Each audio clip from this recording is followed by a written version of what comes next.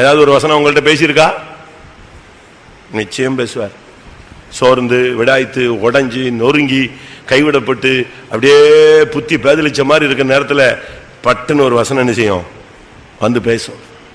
நீர் என்னை நம்ப பண்ணின வசனம். அந்த ஒரு வசனம் அப்படி கிடைச்சா போதும், அந்த ஆத்மா அப்படியே கிளியர் ஆயிடுவான். லாசருவே வெளியே வா. அது ஒரு பெரிய சாதனையான வசனம் கிடையாது, ஆனா தேவனுடைய வார்த்தை. அதனால தனித்து இருக்கும் பொழுது இந்த வார்த்தை கிடைச்சா நீ சுகமாய் தனித்து என்ன செய்யலாம்? வாசம் பண்ணலாம். அடுத்ததாக என்னாகமம் 23:9. கன்மலை உச்சியிலிருந்து நான் அவனை கண்டு குன்றுகளில் இருந்து அவனை பார்க்கிறேன். அந்த ஜனங்கள் ஜாதிகளோட கலவாமல் தனியே வாசமாய் இருப்பார்கள். இது வேறுபாட்டின் ஜீவியத்தை காண்பிக்கிறது. ஜபத்துல மாத்திரமல்ல, நாம போய் எல்லாத்தையும் மிக்ஸ் ஆயிடக்கூடாது, மிங்கிள் ஆயிடக்கூடாது. உனக்கு ஒரு தனித்துவம் இருக்கு, அதை என்ன செய்யக்கூடாது? விட்டு கொடுக்கவே கூடாது. அதனால நீங்க சொந்தக்காரங்க வீட்டுக்கு போக கூடாதுன்னு நான் சொல்லலை, நல்லா கவனிச்சுக்கங்க. இப்ப ஒரு சிலர் நம்மளை பத்தி மற்றவங்க தவறா புரிஞ்சு கொள்றதுக்கு காரணம் என்னன்னா, நீங்க இந்த சத்தியத்தை சரியா புரிஞ்சுக்கல. அதனாலதான் நான் திரும்பவும் சொல்றேன், மற்ற சபைக்காரங்க நம்ம ஜனங்களை பத்தி நம்ம பத்தி தவறா சொல்றதுக்கு காரணம், நாங்கள் பிரசங்கிக்கிற இந்த உபதேசத்தை நீங்கள் சரியாக புரிந்து கொண்டு செயல்படாததினால். நீங்க என்ன செய்யணும்? இதை புரிஞ்சுக்கிட்டு இதுக்கு ஏத்த மாதிரி நீங்க செயல்பட்டீங்கன்னா அவங்க ஆச்சரியப்படுவாங்க. இப்ப இயேசு வந்து 400 விதவையின் பையனை நடுரோட்ல சந்திக்கிறாரு. அவன் விசுவாசி கிடையாது. அவன் விசுவாசி இல்லை, நான் போக மாட்டேன் அப்படின்னு இல்லை. நீங்க வந்து கரெக்டா போகணும். இப்ப உங்க அண்ணன் கூட பிறந்த அண்ணன் வீட்டில் ஒரு ஃபங்க்ஷன், நான் வேறுபாட்டின் ஜீவியம், நான் போக மாட்டேன். ரைட்டு, நல்லது. திருப்பி ஒரு மாசம் கழிச்சு என்ன, எனக்கு ஒரு 1000 ரூபாய் தானேன்னு ஏன் போய் அங்க நிக்கிற? கேவலம் இல்லாது. புரியுதா நான் சொல்றது? சரியா? உங்க அண்ணன் வீட்டில் கல்யாணத்துக்கு போக மாட்டேன், நீ உனக்கு சத்தியம் வைராக்கியம் சரி, வெறியோ யாரோ உனக்கு ஒரு வித்தியாசமான உபதேசம் பண்ணி கொடுத்துட்டா, உனக்கு மண்டையில் ஏறிடுச்சு, நீ செயல்படுத்திட்ட. நாளைக்கு ஒரு கடன் வந்த பிறகு, ஒரு நெருக்கமான சூழ்நிலை வந்த உடனே அண்ணன் வீட்டில் போய் பொண்ணு கேட்க போயிடுற, படக்குன்னு அக்கா வீட்டில் போய் பொண்ணு கேட்க போயிடுற. இப்படி வரும்போது என்ன நடக்கும்? அங்கதான் தப்பு நடக்குது. நீ என்ன செய்யணும்? நீ அங்க போகணும். அங்க போய் உன்னுடைய தனித்துவத்தை அங்க காட்டணும். எப்படி? அவங்க நகை போட சொல்லுவாங்க, அதை போட்டணும்னு இல்லை. அங்க பூஜை பண்ண சொல்லுவாங்க, அதை பூஜை பண்ணணும்னு இல்லை. தம்பி நான் வருவேன், நான் வர்றது உனக்கு பிரச்சனையா இருக்காதா? இருக்காது, நீ வந்தா போதும். ரைட், நான் வருவேன். ஃபங்க்ஷன்ல முக்கியமான இந்த பூஜை புனஸ்காரத்தில் நான் என்ன செய்ய மாட்டேன், கலந்துக்க மாட்டேன். என்னை நீ கம்பல் பண்ணக்கூடாது. நான் என்ன செய்வேன்? வருவேன். ஒருவேளை நான் நகை போடாம வர்றதுனால உனக்கு கேவலமா இருந்தா நான் வரல. அது நம்ம என்ன செய்யலாம்? பக்குவமா இல்ல, நகையெல்லாம் கிடையாது, நீ எனக்கு கூட பிறந்தவா, நீ கட்டாயம் வந்து நின்னா போதும். ரைட், நான் வர்றேன். நீங்க போயிட்டு உங்களுடைய ஷேர்ல அந்த, ஏன்னா நீ உன் வீட்டுல உன் பிள்ளைகளுக்கு நல்லது கெட்டதுக்கு அவங்க செய்யாம இல்லை, செய்யறாங்க. நீ அதுக்கு போய் செய்யணும். ஆனா முறைகள் படியும் அந்த தாம்பளத்தை தூக்கிட்டு பழத்தை தூக்கிட்டு பின்னாலேயே சுத்துறது, நகை போட்டுக்கிட்டு தாம்பளம் தூக்கிட்டு வந்தான் ஒரு கல்யாணத்துல போன வாரம். எனக்கு என்ன பண்ணணும்னு தெரியல. சரி, இவன் இன்னும் சரியாவல, அப்படித்தானே? அதுல விசுவாசியம் வருது, தூக்கிட்டு அந்த வேஷம் போடாதன்னு சொல்றேன். நீ போக கூடாதுன்னு சொல்லல, நீ போ. இந்த வேஷம், உலகத்துக்கு ஒத்த வேஷத்தை நீ செய்யாத. அந்த சம்பிரதாயம், சடங்கு, அந்த விக்கிரக ஆராதனை, உலக வழிபாடு, இதுல மட்டும் நீ என்ன செய்யாத, பங்கு வராத. அங்க நில்லு. உங்க அக்கா வந்தாங்களா? வந்திருக்காங்க, அதோ நிக்கிறாங்க. ரைட், ஓ அவங்க பெந்தேகோஸ்ல அப்படின்னு அவங்க என்ன செய்யணும்? சொல்லணும். பெந்தேகோஸ்னு அவன் சொல்றதுக்கு முன்னால நீ தாம்பளத்தை தூக்கிட்டு, பட்டு புடவை தூக்கி வச்சுக்கிட்டு, ஒரு 10 சாக்லேட்டை தூக்கி வச்சுக்கிட்டு, ஒரு 10 அல்வாவை தூக்கி வச்சுக்கிட்டு, 10 லட்டை தூக்கிக்கிட்டு, 10 ஆப்பிளை தூக்கிக்கிட்டு நீயும் இந்த பவனியில போனீங்கன்னா, திருப்பி இங்க பைபிள்ல தூக்கிட்டு பவனி போனா என்ன அர்த்தம்? ரெண்டும் ஒத்து வராது. நான் என்ன சொல்றேன்? நீ போகணும். திரும்பவும் சொல்லித்தரேன். நீங்க போங்க, அந்த பிள்ளைகளை ஆசீர்வதிங்க, ஜெபம் பண்ணுங்க. உனக்கு உன் வீட்டுக்கு வந்து அவன் 1000 ரூபாய் செஞ்சானா, உன்னால சக்தி இருந்தா 2000 ரூபாய் என்ன செய்ய, மொய் மாதிரி கொடு, இல்ல ஒரு பொருள் வாங்கி கொடு, இல்ல ஒரு பெரிய வசனத்தை வாங்கி கையில கொடு. நீ ஆசீர்வதிக்கப்பட்டிருப்பாயாக. கொடுத்துட்டு அங்க இருந்து சாப்பிட்டுட்டு நீ பாட்டுக்கு என்ன செய்யலாம், அமைதியா வந்துடலாம். இவங்க அங்க போறது, சாவுக்கும் போகலாம், ஒரு தப்பும் கிடையாது, சாவுக்கும் போகலாம். நீ போய் அங்க ஒரு எந்த விதமான சடங்காச்சாரத்துல மட்டும் பங்கெடுக்காம நீ போய் அந்த இறுதி மரியாதையை செலுத்திட்டு என்ன செய்யலாம், அழகா வரலாம். இதை விட்டுட்டு எங்க பிரதர் சொல்லிட்டார் நான் வரவே மாட்டேன், எங்க பிரதர் சொல்லிட்டார் வரவே மாட்டேன், எங்க பிரதர், அவன் திருப்பி நம்மளை பார்த்தா நாய் கடிச்ச மாதிரி பார்த்துக்கிட்டு இருப்பான். இந்த பிரதர்ஸ் தான் அவனுங்களை இணைஞ்சிருக்கான், தப்பா போதும் பண்ணி கொடுத்துட்டாமா. அப்படித்தானே உண்மை. நீங்க போகணும் அந்த இடத்துல தனிச்சு. இஸ்ரவேல் தனித்து என்ன செய்வான்? அவன் ஜாதிகளோடு கலவ மாட்டான். இந்த வேறுபாட்டின் ஜீவியத்தை நீங்க நல்லா புரிஞ்சுக்கணும். 1 கொரிந்தியர் 5 ரொம்ப தெளிவா இருக்கு. பிரியமானவர்களே, நான் உலகத்தாரோடு எவ்வளவும் கலந்திருக்க வேண்டாம் என்று நான் உங்களுக்கு சொல்லவில்லை. ஏன்னா உலகத்தில் இருக்கிறவங்க விபச்சாரக்காரன், விபச்சாரக்காரனோட கலவாதேன்னு சொல்லியிருக்கேன். ஆனா உலகத்தில் இருக்கிறவங்க எப்படிப்பட்டவன் தான்? வாசிங்க 1 கொரிந்தியர் 5:10. ஆனாலும் இவ்வுலகத்தில் உள்ள விபச்சாரக்காரர், பொருளாசைக்காரர், அதுக்கு மேல உள்ள வசனம் அதான் ஸ்டார்டிங்கா வாசிங்க. ஆனாலும் இவ்வுலகத்தில் உள்ள விபச்சாரக்காரர், பொருளாசைக்காரர், கொள்ளைக்காரர், விக்கிரகாராதனைக்காரர் இவர்களோடு எவ்வளவும் கலந்திருக்க கூடாது என்று நான் எழுதவில்லை. புரிஞ்சுக்கிட்டீங்களா? அப்படியானால் நீங்கள் உலகத்தை விட்டு நீங்கி போக வேண்டியதா இருக்குமே. புரியுதா? அவன் இப்ப பஸ்ல நீ ஜாதிகளோடு கலக்க கூடாது. சரி, இப்ப பஸ்ல போற, அவன் விபச்சாரக்காரன் பஸ் ஓட்டிட்டு இருக்கான், விபச்சாரக்காரன் பஸ் ஓட்டுறான், அவன் ஏற மாட்டேன்னு நீ ரோட்லயே நின்றுகிட்டே இருக்க வேண்டியதான். அப்படித்தானே? கரெக்ட் தானே? ட்ரெயினுக்கு போற, ட்ரெயின் ஓட்டுறவன் அவன் யாருன்னு உனக்கு என்ன தெரியும்? நீ டிக்கெட் எடுத்திருக்க, நீ பாட்டுக்கு ஏறி நீ உன் பயணத்தை என்ன செய்யணும்? தொடரணும். அதை விட்டு அங்க போய்கிட்டு அது இதெல்லாம் நீ பேசவே கூடாது. பவுல் பேசுறாரு, நீ ஒரு கடைக்கு போனியா, கடையில விற்கிற வாங்கி என்ன செய்ய, நீ பேசாம உனக்கு பசிச்சுதா வாங்கி சாப்பிட்டு போ. அங்க போயிட்டு இது எதுக்கு வைத்தது, இது எப்படி செஞ்சீர்கள் அப்படின்னு கேட்டுட்டீன்னா அவன் ஒரு வார்த்தை சொன்ன பிறகு நீ என்ன செய்யக்கூடாது, அதை சாப்பிடக்கூடாதுன்னு பைபிள் சொல்லுது. அதை கேட்காம சாப்பிட்டுட்டேன்னா, பேசாம சாப்பிட்டுட்டு என்ன செய்யலாம், போயிட்டே இருக்கலாம். இது பிராமின் ஹோட்டல், இதில் சாப்பிடவே கூடாது அப்படின்னா இன்னொரு ஹோட்டலுக்கு போனா அவன் இன்னொரு சாமியை கும்பிட்டுருப்பான். இவன் சைவ சாமியை கும்பிடுவான், அவன் அசைவ சாமியை கும்பிட்டுருப்பான். அப்படிதானே? வாசிங்க அந்த வசனம் 1 கொரிந்தியர் 10:25. கடையிலே விற்கப்படுகிற எதையும் வாங்கி புசியுங்கள், மனசாட்சி நிமித்தம் நீங்கள் ஒன்றையும் விசாரிக்க வேண்டியது இல்லை. இல்லை, கடையில விற்கிற எதைனாலும் வாங்கி என்ன செய்ய, நீ பாட்டுக்கு உட்கார்ந்து சாப்பிடு. 27. அன்றியும் அவிசுவாசிகளில் ஒருவன் உங்களை விருந்துக்கு அழைக்கும் போது போக உங்களுக்கு மனதிருந்தால், நான் சொன்ன பிரசங்கம் வருது, அது கல்யாண விருந்தோ, சாவு விருந்தோ, பர்த்டே விருந்தோ, நல்லதோ கெட்டதோ ஏதோ ஒரு விருந்துக்கு உன்னை அழைத்தால் உனக்கு போக வேண்டிய கட்டாயம் வந்துருச்சு.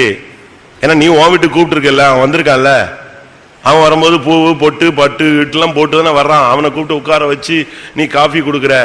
அவன் இது இயேசுவுக்கு கும்பிட்டதா, எனக்கு வேண்டாம் அப்படின்னா சொன்னா, கேக்கு நல்லதா இருக்கு, நல்லா செஞ்சிருக்காங்களே, சாப்பிட்டு தான் போறான். அப்ப நீ அவனை கூப்பிட்டு நீ கிறிஸ்துமஸுக்கு கேக் கொடுத்துட்ட பிறகு அவன் தீபாவளிக்கு சுண்டல் கொடுத்துதான் விடுவான், ஆயுத பூஜைக்கு பொறி கொடுத்துதான் விடுவான். செய்வானா செய்ய மாட்டானா? ஒண்ணு நீ இதை கட் பண்ணு, எதை, இந்த ரோடா கேக் கொடுக்கறத கட் பண்ணிட்டேன்னா அவன் வீடு வீடா பொறி கொடுக்கறத நிப்பாட்டிக்குவான். அங்க கொடுத்தா வாங்க மாட்டாங்க. நீ இப்பதான் ஒரிஜினல் கிறிஸ்தவனா மாதிரி வேஷம் போட்ட மாதிரி கேக்கு வெட்டி கொடுத்துட்டு நீ இதை செய்யாத. உலக பழக்க வழக்கத்துக்குள்ள நீ என்ன செய்யாத. வாசிங்க மறுபடியும் 27, 1 கொரிந்தியர் 10:27. அன்றியும் அவிசுவாசிகளில் ஒருவன் உங்களை விருந்துக்கு அழைக்கும் போது போக உங்களுக்கு மனதிருந்தால் மனசாட்சி நிமித்தம் ஒன்றை விசாரியாமல் உங்கள் முன் வைக்கப்படுகிற எதையும் புசியுங்கள். அவன் வீட்டுக்குள்ள போன உடனே பெரிய போட்டோ இருக்கும், ஸ்தோத்திரம் ஸ்தோத்திரம் ஸ்தோத்திரமா. இப்பவுமே போட்டோவை பார்த்து இவன் பாதி பயந்துருவான். அவன் போட்டா அவன் வச்சிருக்கான், நமக்கு அதை பத்தி என்ன கிடையாது. முழு உலகமும் பொல்லாங்கன் கையில தான் என்ன செய்யுது, கிடக்குது. நம்ம அதுக்குள்ளதான் போய்கிட்டு இருக்கிறோம். நம்ம அதை பத்தி எல்லாம் கவலைப்பட வேண்டிய அவசியமே கிடையாது. நம்ம போய் ஸ்தோத்திரம் பண்ணி அவன் கொடுக்குறான், காப்பி கொடுக்குறான். ஐயோ, ஒரு இந்து வீட்டுல காப்பி குடிச்சிட்டேன், இந்த வீட்டுல காப்பி குடிச்சிட்டேன். நீ யாரு, பெரிய வாரத்துல இருந்து வந்த தெய்வ புத்திரனா? நீயும் ஒரு காலத்துல இந்துவா தான் என்ன செஞ்ச இருந்த, இல்லாட்டா பாவியா இருந்த, ஏதோ கிறிஸ்தவனா இருந்தாலும் பாவியா இருந்த. அப்படித்தான் நம்ம பார்க்கணும். அதனால பைபிள் இதை தெரியாம ஏதாவது ஒரு ஆள் நம்ம ஆளுங்க சூடா பிரசங்கம் பண்ணிடுவான். அதோட நம்ம ஆளுங்க பாதி பேர் சொந்தக்காரன் விட்டு பக்கமே நினைச்சது இல்ல, போறதே கிடையாது. நாங்கள் தெய்வீகம் பிரசங்கம், நாங்கள் பெந்தேகோஸ்மா. அவன் அதுக்கு பிறகு பெந்தேகோஸ் பக்கம் அவன் வரவே மாட்டான். நீ போய் அவன்கிட்ட நின்று அவனுடைய சாவு நல்லது கெட்டதுல கலந்து கொண்டு அவனை எல்லாம் பண்ணும் போதுதான் அவனுக்கு இவங்க நமக்கு என்ன செஞ்சாங்க, உதவி செஞ்சாங்க. நீ ஒரு நாள் கூட்டு பாரு, சும்மா கூட்டத்துக்கு வந்துருவாங்க. நமக்கு மற்றவங்களை இழுக்க தெரியாது, துரத்த தெரியும். அதான் ப்ராப்ளம். நமக்கு பிரச்சனையே என்னதுதான், தமிழ்ல சொல்லுவான், பிடிச்சுக்கிட்டு ஒருத்தனை அடிச்சா அடி வாங்கிக்கிட்டே இருப்பான். வந்தவொடனே பலார்னு அடிச்சா அவன் அதோட இதோட மூஞ்சில கூட முழிக்க மாட்டான். உங்களுடைய வாழ்க்கையில நீங்க சத்தியத்தை புரிஞ்சுக்க வேண்டிய ஒரு நேரம் இதுதான். அதனாலதான் பைபிள் சொல்லுது, நீ கடைக்கு போனியா வாங்கி சாப்பிடு, பேசி போயிட்டே இரு. அங்க போன உடனே கடையில ஒரு பெரிய போர்டு இருக்கும், இந்த கடையில வாங்கக்கூடாது, அடுத்த கடை, அடுத்த கடையில பெரிய பள்ளிவாசல் மாதிரி வச்சிருப்பான், அடுத்த கடை சிஎஸ்ஐ, அவன் வசனம் போட்டுறாங்க இது சிஎஸ்ஐ, பெந்தேகோஸ்துக்காரன் கடை அந்த ஊர்லயே கிடையாது, நீ என்ன செய்வ? சுத்தி தான் வரணும். பெந்தேகோஸ்துக்காரன் கடையில நம்ம சாப்பிடணும்னா எப்படி பண்ண முடியும்? தேவையே இல்லை. நம்ம போறோமா, நமக்கு தேவையா, பசியா, வாங்கி சாப்பிடு. சொந்தக்காரன் வீட்டுக்கு போ, எல்லாரும் தேவை, போ. ஆபத்துக்கு உதவவே சகோதரன் பிறந்திருக்கிறான். அவன் கூட பிறந்ததே உனக்கு உதவுறதுக்கு தான். அவன் வீட்டுக்கு போ, சுவிசேஷம் சொல்லு. உனக்கு மனசாட்சியில ஏதாவது இடிக்குதா, இது பூஜையில பண்ணது, இது தெய்வீகமான காரியம் அல்ல அப்படின்னு தோன்றுச்சுன்னா நீ என்ன செய்ய? எனக்கு இந்த சாப்பாடு வேண்டாம் சொல்லு. அவன் ஏம்பா, இல்ல தேவையில்லை, எனக்கு இது ஒத்து வராது. அதே 1 கொரிந்தியர் 10:28, 1 கொரிந்தியர் 10:28 பாருங்க, 29, 28. ஆயினும் இது விக்கிரகங்களுக்கு படைக்கப்பட்டது என்று ஒருவன் உங்களுக்கு சொன்னால் அப்படி அறிவித்த நிமித்தமும் மனசாட்சி நிமித்தமும் புசியாதிருங்கள். போதுமா?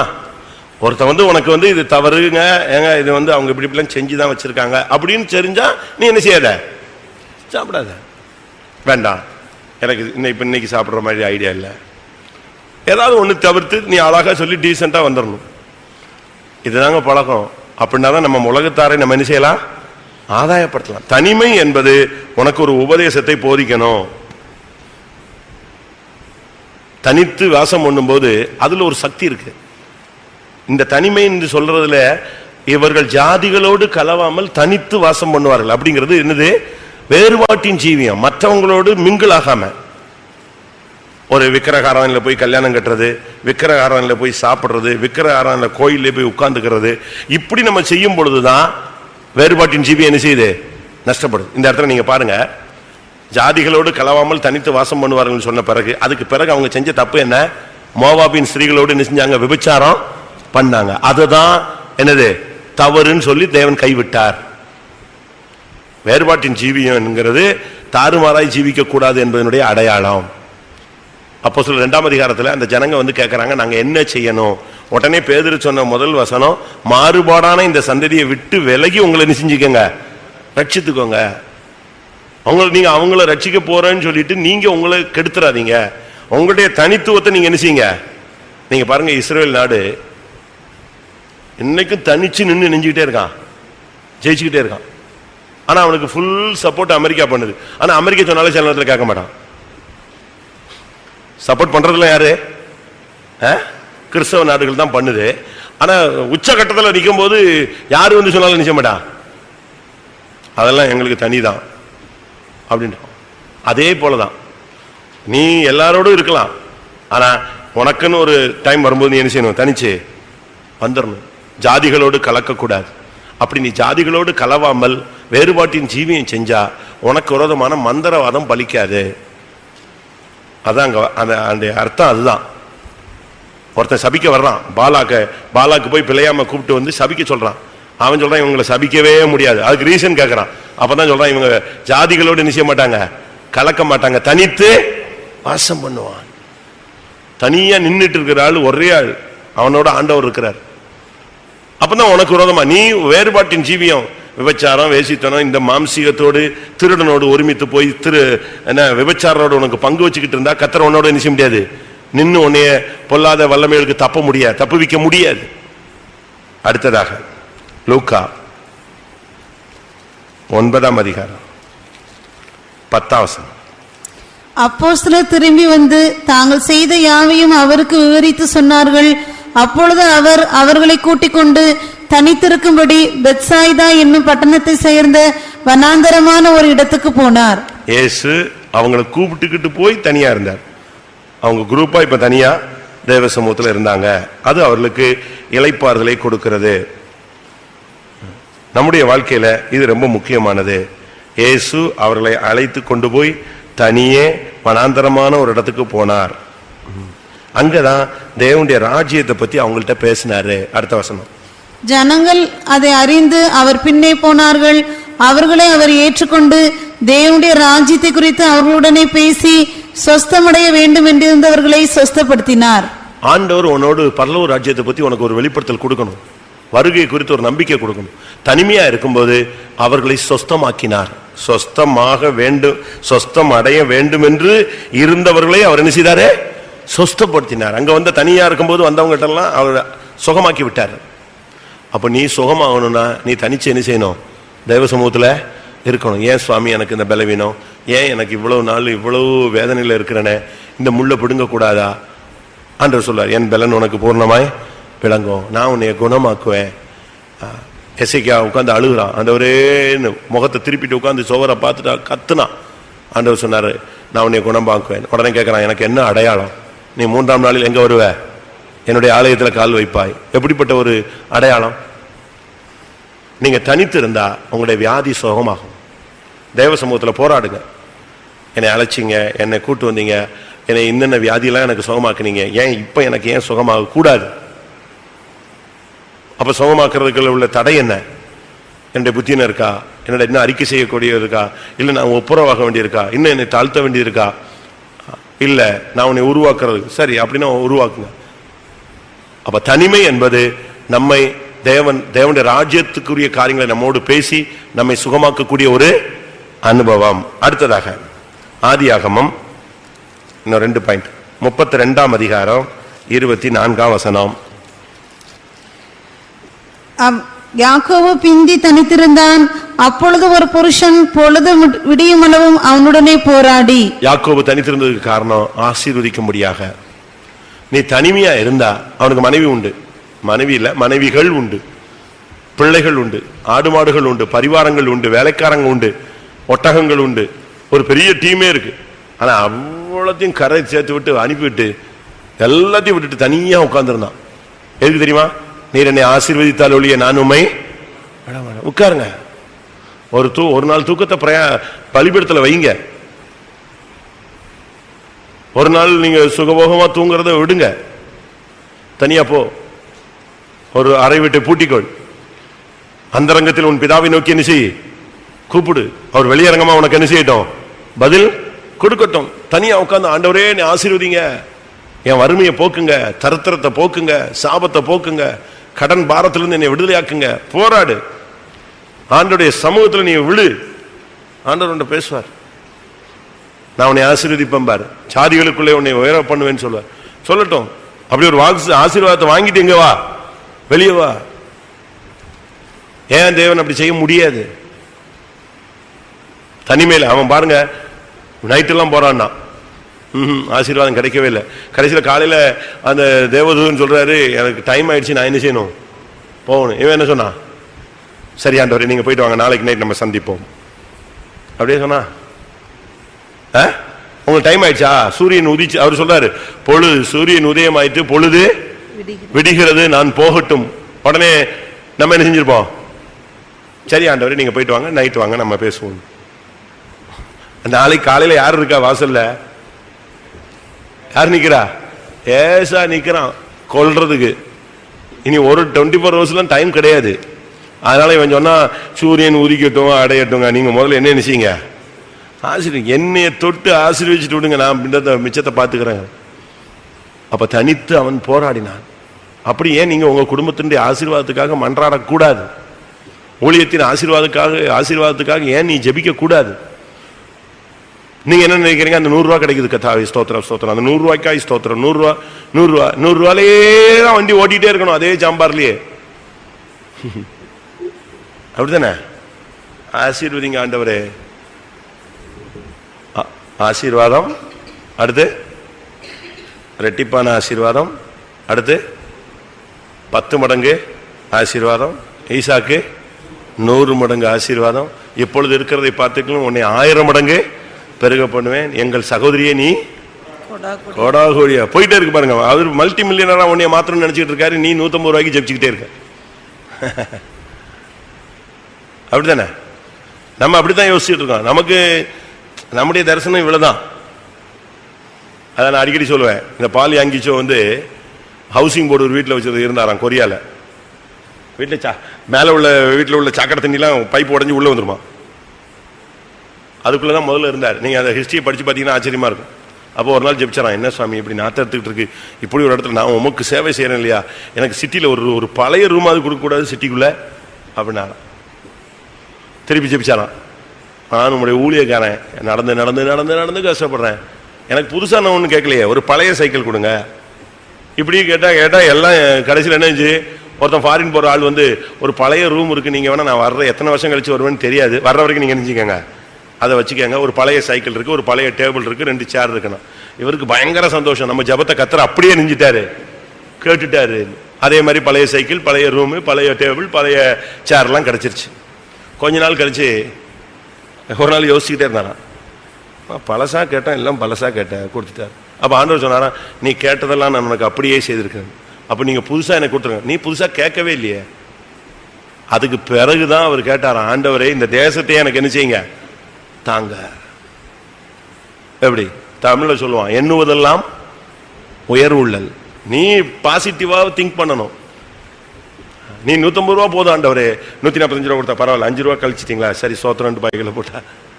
ஏன் 150 ரூபா கொடுக்கல சுவாமி, நீங்க 150 ரூபா கொடுங்க. ஏன் கொடுக்க கூடாது? 1000 ரூபா கொடுங்க. கேளுங்கள், அப்பொழுது உங்கள் சந்தோஷம் நிறைவாயிருக்கும்படி நீங்கள் அதை செய்வீர்கள், பெற்றுக்கொள்வீர்கள். அப்பதான் தேசத்தை கேட்டாராம், எனக்கு ஏன் லட்சக்கணக்கான ஆத்துமாக்களை தரக்கூடாது. அப்போ ஒரு நாள் சொன்னாரா, அந்த மலையை எனக்கு கொடுங்க. காலேபுக்கு மலை தேசத்தை கேட்டான்ல, அந்த மாதிரி அந்த மலை தேசத்தை எனக்கு கொடுங்க. அதே மாதிரி கவர்மெண்ட்ல பெர்மிஷன் போட்டு இப்ப அனுமதி கேட்டு அந்த மலையே யாருக்கு கிடைச்சிருச்சு, இவருக்கு சர்ச்சுக்கு கிடைச்சிருச்சு. இன்னைக்கு அவர் சர்ச்சு அங்கதான் ஓடிட்டு இருக்கு. இன்னைக்கு எப்படி நம்முடைய ஜெபம் எப்படி? தனித்திருந்து போராடு. அவன் போய் உட்கார்ந்துட்டு, கத்தாவே நாளைக்கு ஏசா வருவான், வரும்போது செத்துட்டானா நல்லா இருக்கும், இப்படியா ஜெபம் பண்ணா? நம்ம எப்படித்தானே ஜெபம் பண்றோம், ஆண்டவரே ஒண்ணு அவன் வரவே கூடாது, வீட்டை விட்டு வெளியே வராம அவனை அப்படியே வீட்டிலேயே பூட்டிடும் சுவாமி. இப்படிலாம் அவன் ஜெபிக்கல, ஒரே ஜெபம் தான், என்னை ஆசீர்வதிங்க, நான் எல்லாத்தையும் நெஞ்சிருவேன், ஜெயிச்சிருவேன். ஏசா சப்ஜெக்டே அவன் பேசினானா? ஆண்டவர்கிட்ட அதை பத்தி பேசவே இல்லை. அவனுக்கு தெரியும், ஆண்டவருடைய ஆசீர்வாதம் இருந்தா எந்த சத்துருவும் என்ன செய்வான், ஆஃப் ஆகி போயிடும். ஆண்டவர் என்னை ஆசீர்வதிச்சிட்டாருன்னா எல்லாமே ஆஃப் ஆகி போயிடும். அடுத்த நாள் பாருங்க எல்லாமே சுமூகமா மாறிடுச்சு. அதனால தனித்து ஜெபம் என்பது, தனித்து தேவனோடு போராடுவது என்பது ஒவ்வொரு விதமான அனுபவங்களை கொண்டு வருகிறது. ஒன்று, தனித்து நாம் போராடும் பொழுது மற்றவருடைய வேதனை நமக்கு புரிகிறது. இரண்டாவது, தனித்து போராடும் பொழுது நம்முடைய சுய தோல்விகள் வெளியரங்கமாய் நமக்கு தென்படுகிறது. மூன்றாவது, நாம் தனித்து ஜெபிக்கும் பொழுது இனி சம்பவிக்க போகிறவைகள் நமக்கு வெளிப்படுத்தப்படுகிறது. நான்காவது, நாம் தனித்து இருக்கும் பொழுது தெய்வீக தரிசனங்கள் நமக்கு கிடைக்கிறது. ஐந்தாவது, நாம் தனித்து இருக்கும் பொழுது உபதேசம், வசனம் நம்மோடு இடைபடுகிறது. ஆறாவது, நாம் தனித்து காணப்படும் பொழுது மந்திரவாத சக்திகள் தோற்று போகிறது. ஏழாவது, நாம் தனித்து இருக்கும் பொழுது தேவன் நமக்கு சொல்லுங்க ஆசீர்வாதத்தை தருகிறார். இன்னொன்னு, இயேசுவோடு தனிமையாக இருக்கும் பொழுது என்ன தென்படுது? ஆண்டவர் நம்மை குணமாக்குகிறார். சரிதானா? எவ்வளவு பயன் சொல்லிட்டனா? கடைசியாக மத்தேயு 17:1-2. மத்தேயு 17 முதல் 2 வசனம். 6 நாளைக்கு பின்பு இயேசு பேதுருவையும் யாக்கோபையும் அவனுடைய சகோதரனாகிய யோவானையும் கூட்டிக் கொண்டு தனித்திருக்கும்படி உயர்ந்த மலையின் மேல் போய் அவர்களுக்கு முன்பாக மறுரூபமானார். பேதுரு, யோவான், யாக்கோபு 3 பேரும் இயேசு, மொத்தம் 4 பேர் தனியா போனாங்க. 4 பேர் அங்க தனியா போன பொழுது இயேசு மறுரூபமாகி காண்பித்தார். தனித்திருக்கிற வாழ்க்கை உன்னை மறுரூபத்துக்கு வழி நடத்தும். அதான் கடைசி. புதிய ஏற்பாட்டு சபையினுடைய இலக்கு என்னது? மறுரூபம். தனித்திருந்தா இயேசு மறுரூபம் அடைகிறதை நீ காணலாம். நீயும் கூட என்ன செய்யலாம்? ஒரு நாள் வரும் பொழுது மறுரூபம் அடையலாம். ஆவியாயிருக்கிற கர்த்தராலே அந்த சாயலாகத்தானே மகிமையின் மேல் மகிமை அடைந்து நாம் எல்லாரும் மறுரூபம் அடைகிறோம். இந்த மறுரூபம் அடையணும்னா நாம ஆண்டோடு தனித்து இந்த நாட்களில் வாசம் பண்ணணும். மற்ற சிஷ்யர்களுக்கு இந்த கிருபை கிடைக்கல. நாத்தான்வேல் கபடற்ற உத்தம இஸ்ரவேலன் தான். அந்திரேயா ஒரு பேதுருவையே இயேசுவிடம் அழைத்து கொண்டு போன ஒரு நபர் தான். ஆனால் அவனுக்கெல்லாம் இதெல்லாம் கிடைக்கல. இன்னும் பர்தலோமேயும் மத்தேயு அவன் வரிசையா இருக்கிறாங்க. இவங்களுக்கெல்லாம் இந்த அனுபவம் கிடைக்கல. பேதுருவுக்கும் யாக்கோபுக்கும் யோவானுக்கும் மாத்திரம் இந்த மறுரூபத்தின் தரிசனம் கிடைத்தது. எல்லாரும் கண்களை மூடுவோம். தனிமை உன்னுடைய வாழ்வில் ஒரு தெய்வீகத்தை கொண்டு வரட்டும். தனிமை உன்னோடு தேவன் இடைப்படட்டும். தனிமை என்பது உனக்கு தோல்வியை சுட்டிக்காட்டக்கூடிய ஒரு இடமாய் மாறட்டும். ஆண்டவரே, நான் உம்மோடு தனித்து சுகமாய் வாசம் பண்ண விரும்புகிறேன். எனக்கு வசனத்தோடு என்னோடு பேசும் ஆண்டவரே. அந்தகார சக்திகள் என்னை மேற்கொள்ள விடாமல் காத்துக்கொள்ளும் ஆண்டவரே. தெய்வீக ஆசீர்வாதங்களால் என்னை முடிசூட்டும் ஆண்டவரே. மற்றவருடைய வேதனைகளை புரிந்து கொள்ள எனக்கு உதவி செய்யும் ஆண்டவரே. பரலோக தரிசனங்கள் எனக்கு வெளிப்படுத்தப்படட்டும். இனி என்ன சம்பவிக்க போகிறது என்பதை நீர் எனக்கு பேசும். என்னுடைய ஏன் எனக்கு சில காரியங்கள் ஆகவில்லை, நடக்கவில்லை என்பதை எனக்கு சொல்லித்தாரும். எப்படியா இன்னும் நீர் வரும் பொழுது நான் உம்மோடு கூட மறுரூபம் அடைய வேண்டும். அதற்காக என்னை ஆயத்தப்படுத்தும். ஒரு 2 நிமிஷம் கண்ணை மூடுவோம், முழங்கால் போடலாம். இந்த வசனத்துக்கு சரண்டர் பண்ணுங்க. கர்த்தர் உங்களை எப்படி அழகா நடத்த லீட் பண்ணுவார். உன்னுடைய இரவெல்லாம் கர்த்தரோடு இருக்கிற ஒரு இரவாய் மாறும். உன்னுடைய வேதனையின் நேரங்களெல்லாம் கர்த்தரோடு இருக்கிற நேரமாய் மாறும். கர்த்தர் உன்னோடு பட்சமாய் பேசுகிற இரவாய் மாறட்டும். பகலோ இரவோ நீ தனித்திருக்கும் போது தேவ சமூகத்தில் போய் போராடு. கர்த்தர் உன்னை ஆசீர்வதிப்பார். உன்னுடைய துக்கங்கள் அங்கே சந்தோஷமாய் மாறும். உன்னுடைய இருதய வேதனை மனபாரங்கள் நீங்கும். கர்த்தருடைய சத்தத்தை நீ கேட்கலாம். தேவன் உன்னோடு இடைபடுவார். எல்லாரும் தேவனுடைய கரங்களில் சமர்ப்பிப்போம்.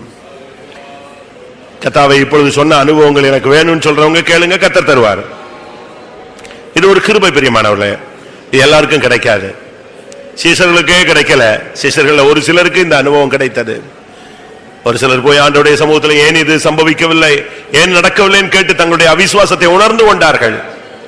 இனி என்ன சம்பவிக்கும் என்று கேட்டு அந்த வெளிப்படுத்தலை பெற்றுக் கொண்டார்கள். கர்த்தர் கொஞ்ச நாளாய் உன்னோடு பேசிக் கொண்டு வருகிறார். நீ என்னிடத்துல தனித்து வா என்று சொல்லுகிறார். மோசையிடம் நீ தனித்து வா, யாரையும் அழைத்து கொண்டு வராதே என்று அழைத்து கொண்டு போய் தனியே கொண்டு போய் அவன் கைகளிலே கற்பனைகளை எழுதி கொடுத்து அனுப்பினார். அந்த தெய்வம் இன்றைக்கு நம்முடைய மத்தியில் வந்திருக்கிறார்.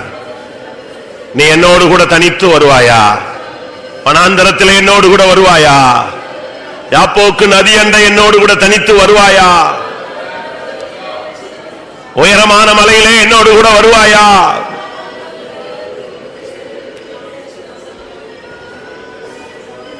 எத்தனை பேரோடு கர்த்தர் இந்த நாட்களில் தனியாய் போராடி கொண்டிருக்கிறார்.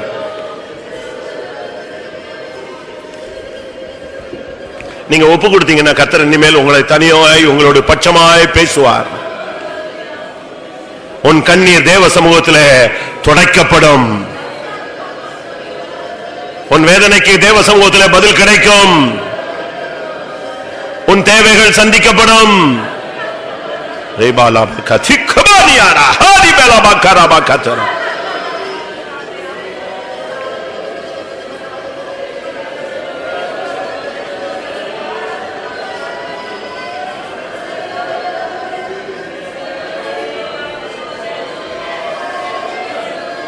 Hallelujah, hallelujah, minahar, henimanat. Amen, amen, amen, amen, amen, amen, amen, amen, amen, amen, amen. ஆம், கர்த்தருடைய சமூகத்துக்காய் ஸ்தோத்திரம் பண்ணுவோம். தனித்திருப்பதினால் ஆண்டவரிடத்திலிருந்து நாம் இவைகளை பெற்றுக்கொள்ள முடியும் என்பதை கர்த்தர் நமக்கு சொல்லிக் கொடுத்தபடினால ஸ்தோத்திரம் பண்ணுவோம். Praise the Lord, praise the Lord, praise the Lord, praise the Lord, praise the Lord, praise the Lord, praise the Lord, praise the Lord, praise the Lord, praise the Lord. இந்த அனுபவங்களை பெற்று தனித்திருந்து தேவ சமூகத்தில் போராடி இயேசு வரும் பொழுது மறுரூபமடைய கர்த்தர் அருள் செய்ய முடியாது. ஸ்தோத்திரம் பண்ணுவோம். அருமையான பிதாவே, உம்மை வாழ்த்துதிக்கிறோம். இந்த ஆசீர்வதிக்கப்பட்டதான இரவு வேளைக்கு நன்றி செலுத்துகிறோம்.